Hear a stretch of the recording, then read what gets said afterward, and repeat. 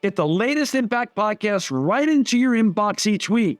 Subscribe by entering your email address at impactpodcast.com to make sure you never miss an interview. This edition of the Impact Podcast is brought to you by ERI. ERI has a mission to protect people, the planet, and your privacy, and is the largest fully integrated IT and electronics asset disposition provider and cybersecurity-focused hardware destruction company in the United States, and maybe even the world.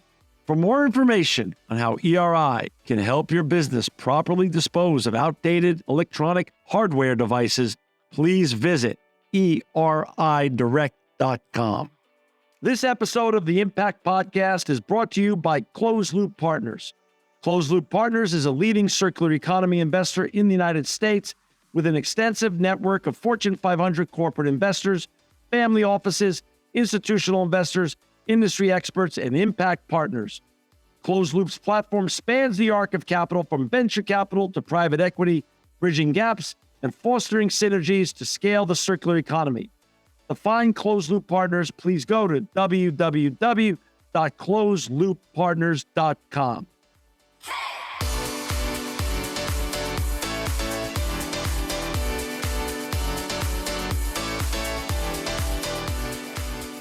Welcome to another edition of the Impact Podcast. I'm John Shigarian, and I'm so honored to have with us today Martha Issa. She's the Senior Director of Sustainability at Veritiv. Welcome, Martha, to the Impact Podcast.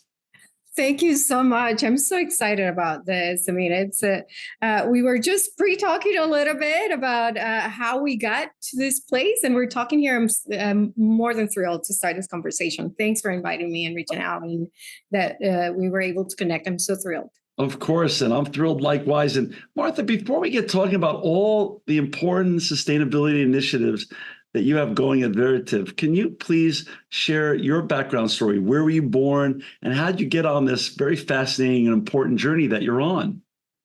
Thank you. Yes. And it's interesting because when I get this question about where are you from, I'm from Atlanta, like I live in Atlanta, but I originally am from El Salvador. I was born in El Salvador, Central America, a beautiful country. And I moved to the US 22 years ago, following the love of my life. And we got married. We had an 11-year-old son, and it's been an amazing journey. So in that whole story of moving, my career and my journey professionally has had a lot of turns. And by profession, I'm a chemical engineer. So being in sustainability right now is very exciting, going a little bit to my roots and understanding substrates and chemicals. But that was my professional degree, but most of my career has been in marketing. So marketing and communications has been really my passion.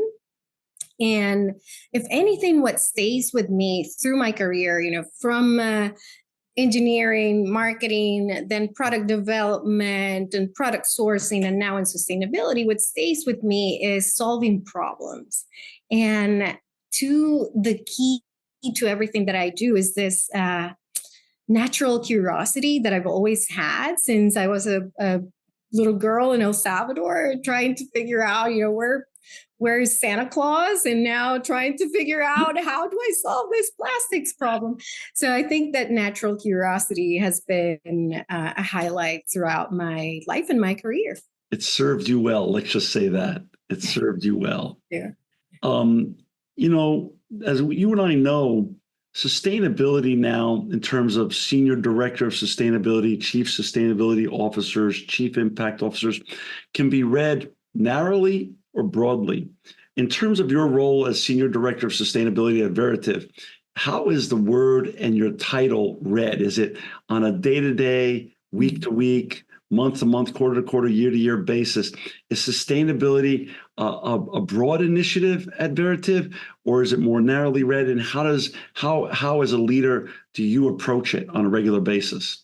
Yes, that's a great question, because sustainability can mean so many things. And what I have discovered is it can be in a very scientific area of sustainability, measuring greenhouse gas emissions, or you can be more in the innovation production, or you can be more on the communication side and nonprofit areas. So for us, we decided for sustainability is we feel this great responsibility of $6 billion, you mentioned it in sales, and half of that is in packaging materials that can end up, in a landfill or in the ocean. So we feel this huge responsibility of what is our role and what can we do to address that. And at the same time, we are a for-profit company. So we have the way that we look at sustainability is how we balance those two. And with that, what we have is like an ESG working group. And as senior director of sustainability, my role is it's almost like orchestrating and planting the seed and objectives, but then the working group has its own areas of development and goals, like the fleet and operations leader would lead that, or DE&I, or community engagement. There are different leaders within the company that are responsible for those specific goals. And then for me, I have the title of sustainability. So I kind of orchestrate everything that we're doing, putting it together so that our customers can understand and what is our mission with sustainability, and also work with our suppliers. So in that ESG working group, as Senior Director of Sustainability, what I do is more on the products and services. So my role is every day in front of customers or suppliers or people in the industry to figure out how can we serve our customers better, how can we have a lower impact in the environment, and be in front of the problems instead of behind, and be leaders in this space. Understood. And for our listeners and viewers, just for some context, Veritiv has what, about 4,500 or so employees and about $6.5 billion in sales, and it's a global brand. Yes. So we follow our customers. We're a little bit behind the scenes. We are basically design and source and distribute all this packaging materials. We'll also have a line of janitorial supplies and printing paper. So the big brands that you would normally know, we are behind those big brands, helping them innovate in their packaging materials, making sure that the products are going to get to their facilities and manufacturing, and then get out to the market in the best way possible with the less impact to the environment as possible. So with that, yes, we have we are a private company now, but our last public record for, of course, the $6 billion figure that you mentioned, and 4,500, close to 5,000 employees now. So it's we're following our customers, like I said, globally. We have customers that have manufacturing in Asia. So we have a team there. The majority of our business is going to be in the US and Mexico, but we do have footprint in other. Being that you're a global brand, one of the biggest environmental challenges that we have now on this planet is single-use plastics and the appropriate recycling or disposal of those plastics. What's your vision of the path forward from a packaging perspective on how we should be dealing with single-use plastics now and in the years to come? Yes, I mean, it could be a very daunting problem to solve, and where to start. And when you look at packaging and plastic pollution in general, 36% of the total waste in plastic comes from packaging.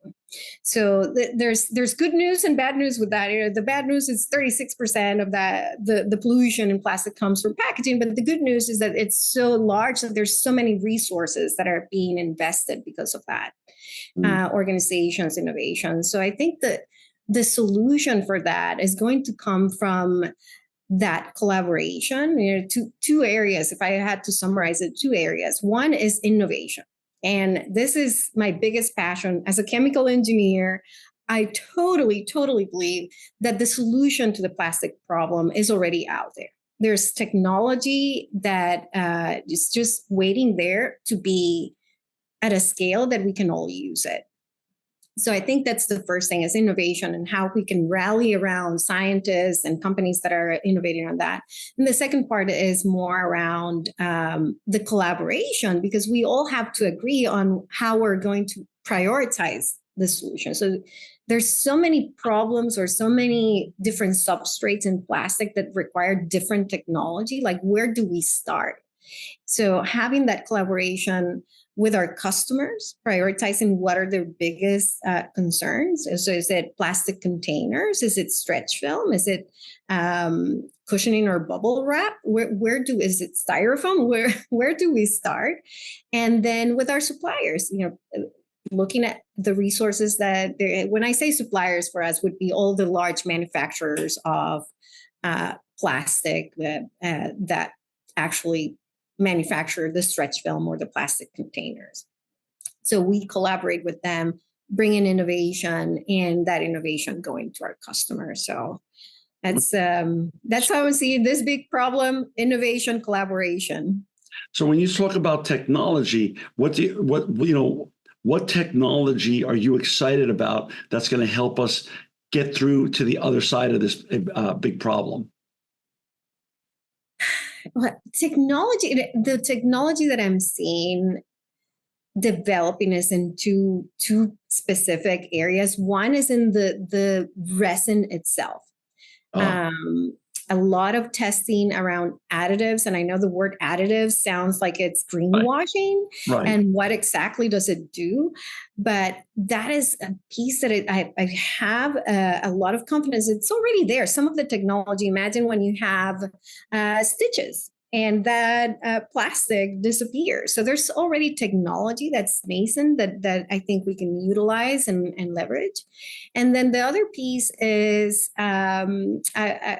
controversial in some places, but chemical recycling. Like if we can, right now, it's not there in terms of the proper collection, and are we generating more emissions by making that again?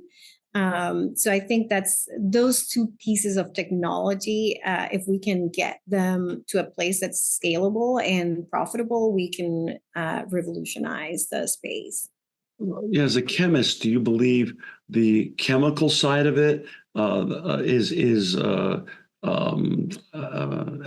good efficacy that you're excited about? Yes. It's a chemical engineer. You're a specialist. Yes, a chemical engineer. Yes, yeah. Absolutely. Right. My business side is also concerned, like, can we do this economically? Yeah. But in terms of technology, it's there. Right. The technology is there. And I'm saying all this, but before we even get to that, my first pass, and I tell customers and everyone the same, is just use less.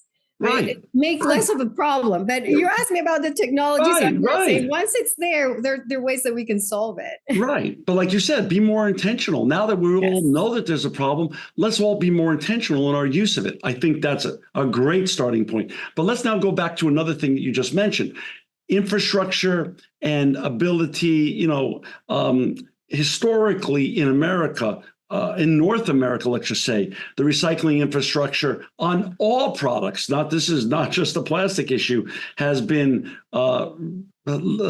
lumpy at best, to entice and encourage the circularity of all products. How is that changing or evolving when it comes to single-use plastics from where you sit? Yes, I think it's slow. It's slower than I would like it to be. But when I came to this role 2 years ago, and again, that problem solving mindset is like looking at the root cause, because what I kept hearing is there's not enough infrastructure. There's not enough infrastructure. And the root cause, there are two root causes of that I found. Is one is the logistics side of it, just the collection.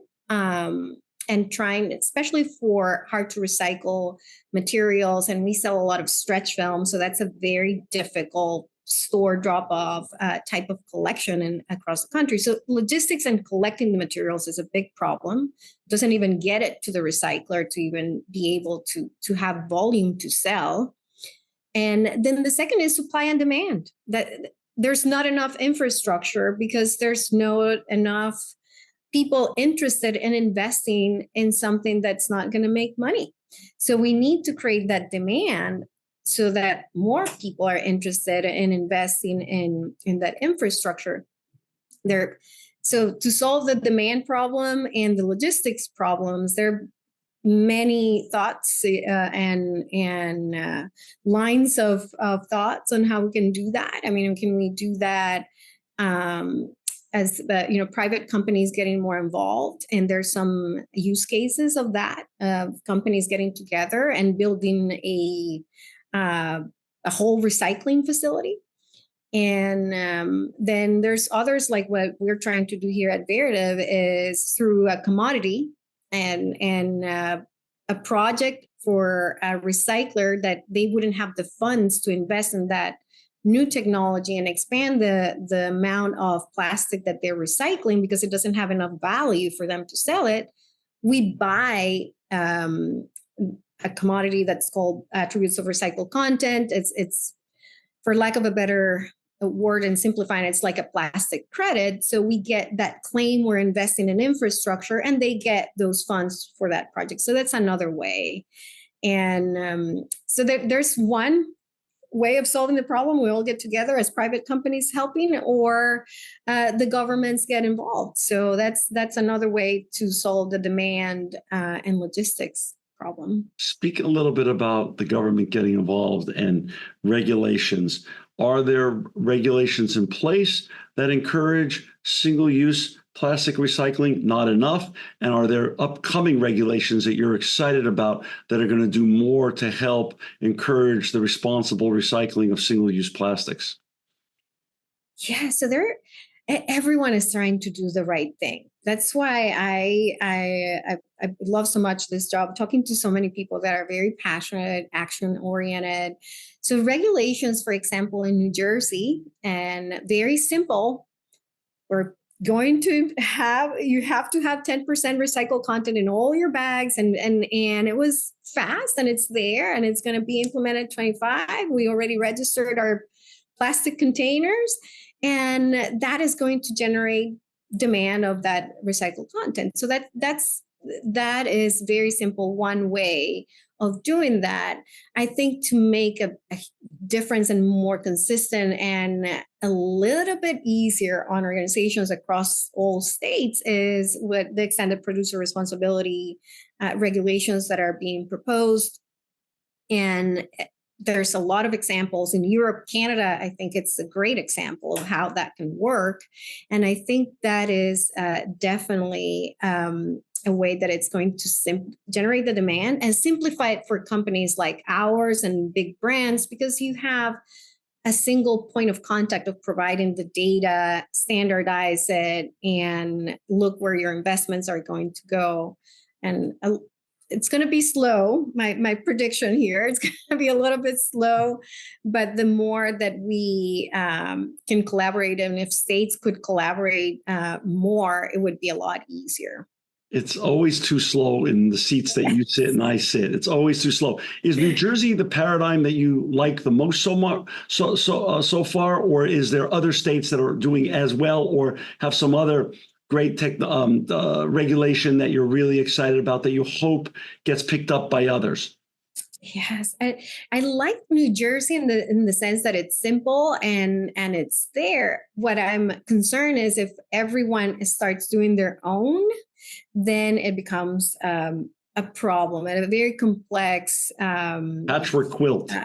A very complex way for us to collaborate and track, and it becomes a little bit difficult to track what is it for each one and what do you have to comply with the different locations. So I like the speed and the simplicity, not so much like having every state and municipalities. There's certain municipalities in California that have had a stand on styrofoam cups or plasticware, and it's just one location. So it's very difficult for organizations. Okay, we're going to allow this to come to this warehouse, but then the truck doesn't go to this other place. So the more that we can standardize it is better. And answering your question, I would say like the EPR approach is the best, because I understand why it's not going to be the same in every place, because each municipality has different type of waste. So you can't have banning products and put in standards and recycled content minimums or maximums, and the same everywhere, because some people might be dealing with more glass, some people might be dealing with more disposables with cutlery than others. So it depends on that. But then EPR, going through that one organization that collects the information, standardizes what you have to report and how investments will be deployed.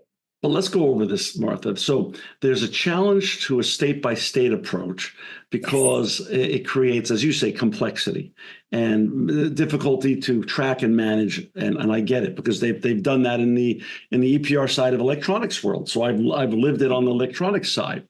And as you said, there's some wisdom to a state-by-state approach or municipality approach, because there is a uniqueness and idiosyncrasies in those areas and regions and municipalities that exist in those areas, but maybe not in others. Is there room for federal legislation and a federal EPR approach that could help standardize it, make it easier, and help get the word out faster to help accelerate more responsible single-use plastic recycling?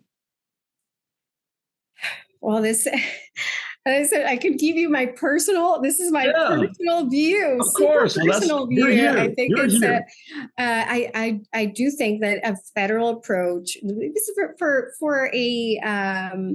companies, and if you do business across states, the more standardized and a federal approach is the best approach. It's slower, of course, because then you have to get more. And with my personal opinion, what I was going to mention with this is that, being here 20 something years, but I was not born here. And most of my family are outside of El Salvador. I have a sister that lives in Europe, another one in Asia. So I have a great appreciation of this country and the way that we work together. And in a country where the individual rights are so respected, then it's normal that these regulations are going to go slower. And that's why I think federal regulation would be the best approach. But understanding that here, when you have to go through all these nuances of the individual rights, and you're going to have people opposing to different things, and you can't impose certain things on others. So you have to be conscious that the states are probably going to have the ones leading if we want this to go a little bit faster. Makes sense. For our listeners and viewers who've just joined us, we've got Martha Issa with us today. She's the Senior Director of Sustainability at Veritiv. To find Martha and her colleagues and all the important and impactful work they're doing in sustainability, please go to www.veritiv.com, veritiv.com. Martha, talk a little bit about the lack of knowledge, the apathy and benign neglect that exists in the marketplace, which makes recycling of all products, not just plastics, all products, I'll include electronics, and sustainability a harder sell than other things that are in the culture and society.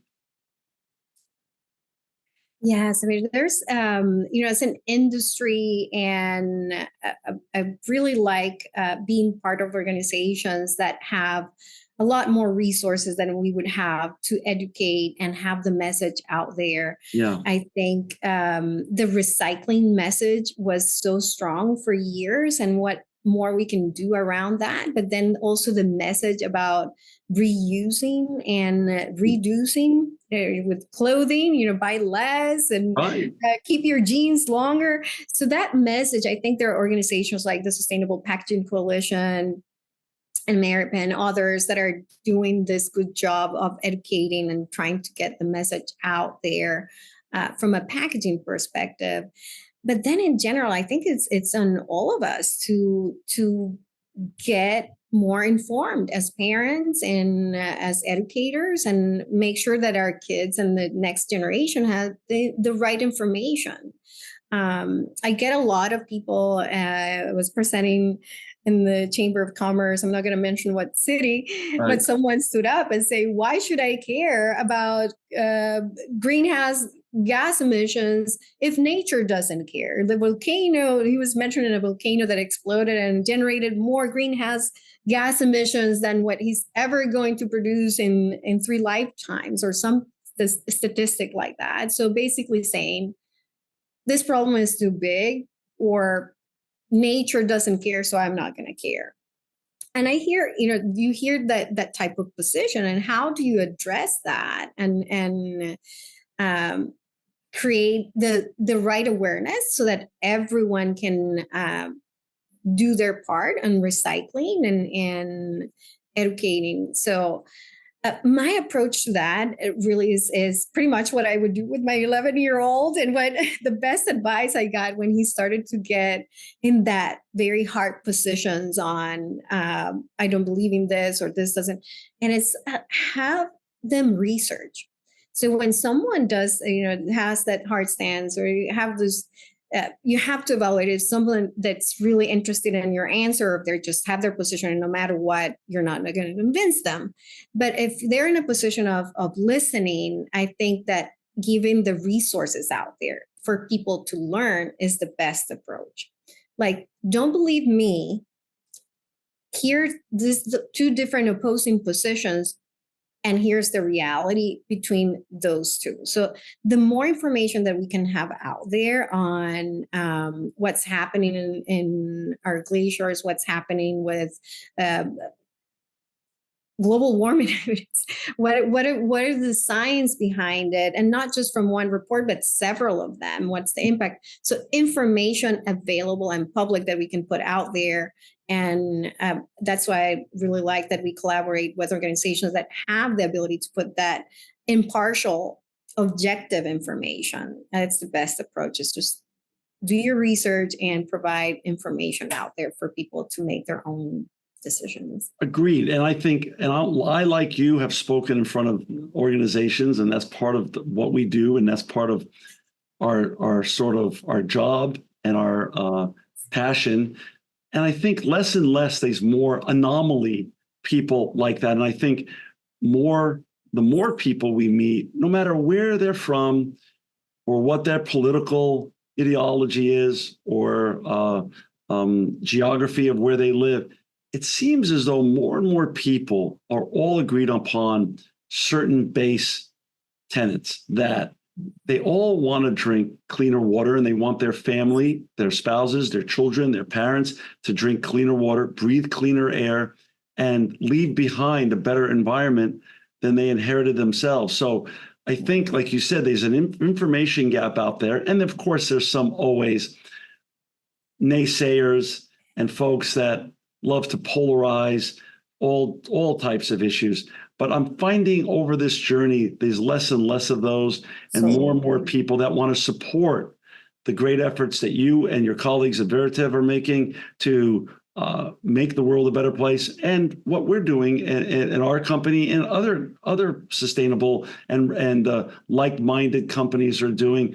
I think there's more people supporting us now. But like you said, getting the information out there is probably one of the greatest challenges. Talk a little bit about some of your favorite collaborations. You mentioned collaboration a couple of times during this interview. Share what are some of your favorite collaborations, because it's important that folks understand that we don't have to go it alone as a brand and as a messenger of good. We can collaborate and actually exponentially create and effectuate more impactful and greater change in a much expedited way. Absolutely. And I'm glad you mentioned that most people are in a place where, what can I do? And I think that is the hardest question, is like, where to start. Right. And what should I be doing? And that's the question that we get the most, and the confusion. What regulations should I follow, or what should I want to have, net zero, and I want zero waste. How can I get there? So the collaborations for us, I can talk for two types of collaborations that I enjoy the most, and then the one that it's like my pride and joy of pinnacle of collaboration so far. So one is like our every day with our customers that are asking us. They have their big large brands that have this goals for 2030, and they don't know where to start. Like they're doing a lot with their own operations, but not necessarily with packaging. And when it comes to what we call tertiary packaging, the boxes and what wraps the pallets. So that collaboration happens every day, and we walk them through how you don't need this much packaging. Can we redesign it? Reduce is like I said it many times, reducing is the first step. We help them also figure out anything that they can automate so that it could be easier and more measurable, because you reduce waste with automation. We help them look at new solutions. We provide them reports. So that collaboration happens all the time. And that's the one that I enjoy a lot, because it happens every day in everything we do. The other collaboration is in the innovation side. So like I mentioned 2 years ago, the first thing, there's not enough infrastructure. We can't give you recycled content, stretch film. And that was, we have to solve it. How is it possible that we can't solve this problem together? So meeting with our two major manufacturers of stretch film, looking at price, looking at sourcing, what type of resin they needed to buy, can we test it? And then looking at customers that were willing to have, be the pioneers in testing some of these. So having all suppliers, manufacturers of the resin, and customers all working together, we were able to bring the first, machine grade stretch film that we had 30% post-consumer recycled content in it. And that has been a great way of how, the brands, our customers, and then manufacturers and resin producers coming together to do that. And now we're working more, and we're working on how we're going to take that and recycle it, bring it back to the recycler. So it's the next level of the collaboration, and it's closing the loop there. That's so exciting. Do you and your team at Veritiv produce a sustainability report every year? Yeah, so we have like our corporate social responsibility report. We just published, time is flying. In April, we just published our 2023. So it's the third year that we are reporting our corporate social responsibility report. And then we're fine tuning a lot of that also for just preparing for regulatory compliance or the information that our customers want. So we have also product level reporting that's not public, but it's specific to our customers. And that report lives in perpetuity up on the Veritiv website. Yes, they can find more information there. You just go to EcoScore, and then our customers can reach out and we can help them with that. How long, Martha, have you been in the Senior Director of Sustainability role at Veritiv? It's going to be 2 years in April. So okay. I've been with the company for 17 years, though. Right. So now, love. Veritiv is the green is in my blood, and so talk to me. Like, you've been there 2 years. You've been doing it 2 years, which is long enough to get your feet underneath you and build momentum. What are you excited about for the next 2 years coming? What gets you out of bed and gets your blood flowing every day with regards to the progress you're going to be able to make in the next 2 years with your colleagues at Veritiv? Yes, what makes me so excited, and I guess I was all giddy with the post-consumer recycled content innovation. I think innovation is what really excites me, what's coming, and the fact that I'm the impact that we can make, and having a seat on the table on the solution, because you can be out there and. Of course, everyone has a part on this, and people that are making the regulations and funding for other things. But here it's like it's millions of tons of plastic that we can take out of the environment, just collaborating with our customers and looking at new innovation that's coming down the pike, and that's what excites me the most. It's what's coming, and keep the collaboration with our customers and organizations and suppliers. That's so awesome. As you and I know, Martha, sustainability there's no finish line. It's just a journey. So I just want you to know you're always welcome back on the Impact Podcast to continue to share your journey in sustainability at Veritiv and all the great work you and your colleagues are doing there to make single-use plastic more circular. And that's such an important mission and such an important opportunity for the environment and for the world, for our listeners and viewers to find Martha and all her colleagues at Veritiv and all the important and impactful work they're doing. Please go to www.veritiv.com. Martha, Issa, thank you so much for your time today. But more importantly, thank you for all the great work you're doing at Veritiv and for making the world a better place. Thank you so much for having me. It's great. This edition of the Impact Podcast is brought to you by Engage. Engage is a digital booking platform revolutionizing the talent booking industry. With thousands of athletes, celebrities, entrepreneurs, and business leaders, Engage is the go-to spot for booking talent, for speeches, custom experiences, live streams, and much more. For more information on Engage or to book talent today, visit letsengage.com. This edition of the Impact Podcast is brought to you by ERI. ERI has a mission to protect people, the planet, and your privacy, and is the largest fully integrated IT and electronics asset disposition provider and cybersecurity-focused hardware destruction company in the United States, and maybe even the world. For more information on how ERI can help your business properly dispose of outdated electronic hardware devices, please visit eridirect.com.